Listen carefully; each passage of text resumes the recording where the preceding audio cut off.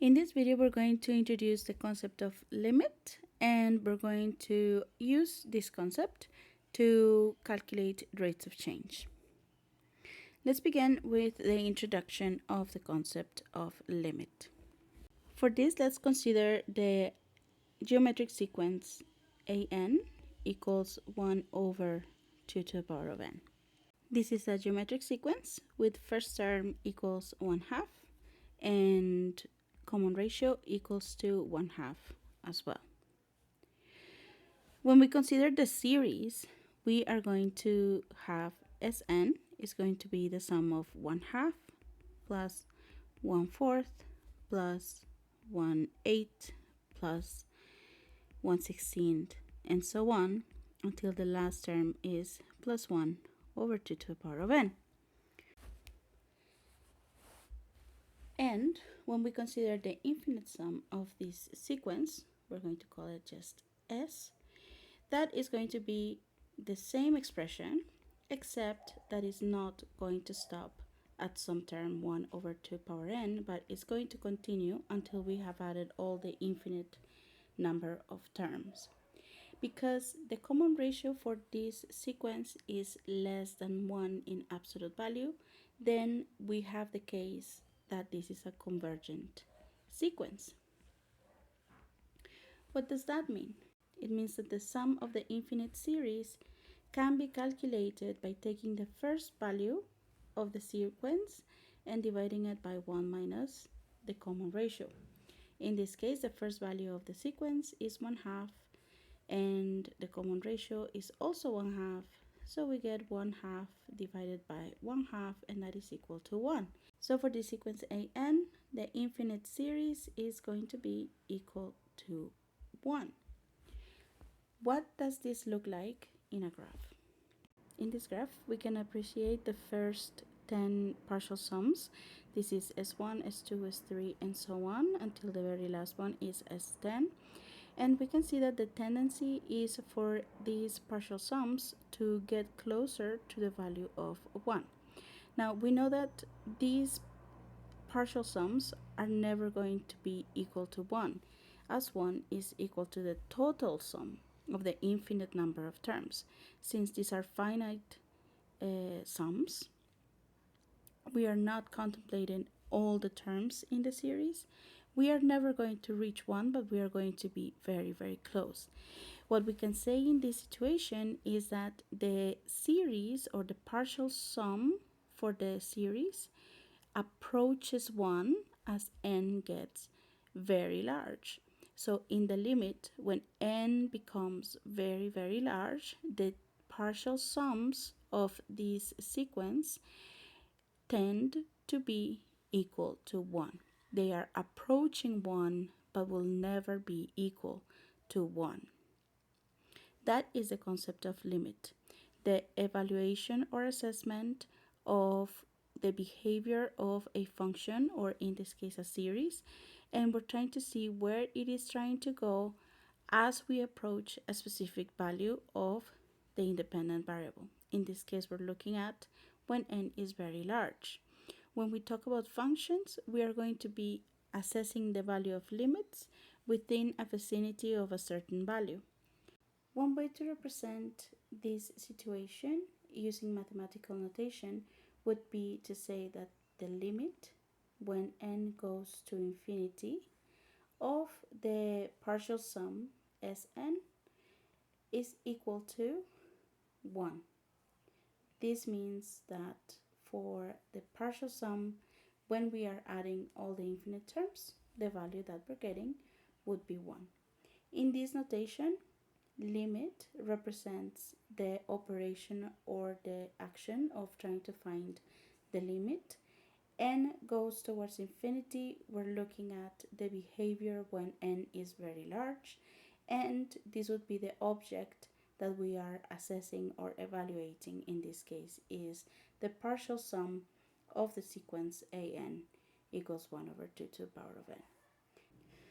In general, we're going to write the expression for the limit as follows. Limit when x goes to a of f of x would be equal to L. and this is read as the limit when x approaches a of f of x is L. In mathematics applications and interpretation, we are going to calculate this kind of limits with the aid of tables. Let's take the first example. Evaluate the limit when x goes to 1 of the function x plus 1. To evaluate this limit, we're going to create a table taking values of x that are very close to 1 but not 1. So we're going to take some values to the left of 1, and those are values 0.9, 0.99, 0.999, and 0.9999, very, very close to 1. And towards the left, we're going to choose 1.1, 1.01, 1.001, and 1.001. The idea is that the numbers that we choose are getting closer and closer to 1 as possible. They can't be too far away from 1. Now what we're going to do is we're going to use these values to evaluate the function. At 0.9, x plus 1 is going to be 0.9 plus 1, so that is 1.9. At 0.99, the function is going to be 1 plus 0.99 is 1.99. Similarly, we're going to do all the other values. This one would be 1.999, this one 1.9999. The other side is going to be very similar. 1 plus 1.1 is going to be 2.1. 1 plus 1.01 is 2.01. This one is 2.001, and this one is 2.0001. And we're going to assess where each of these values, the blue values or the green values, where are they going separately. Let's take a look at the blue values first. These values, 1.9, 1.99, are getting closer and closer to 2. So I'm going to say that to the left of 1, the function is going towards the value of 2. Now to the right, I'm going to look at the values in this direction as well. What is happening to the right? The values are 2.1, 2.01, 2.001, 2.001. They're getting smaller and smaller, but they are not going to be under 2. So these values seem to be also going towards 2. What does that mean? That means that the limit when x goes to 1 of the function x plus 1 is going to be equal to 2. So where can we see this graphically?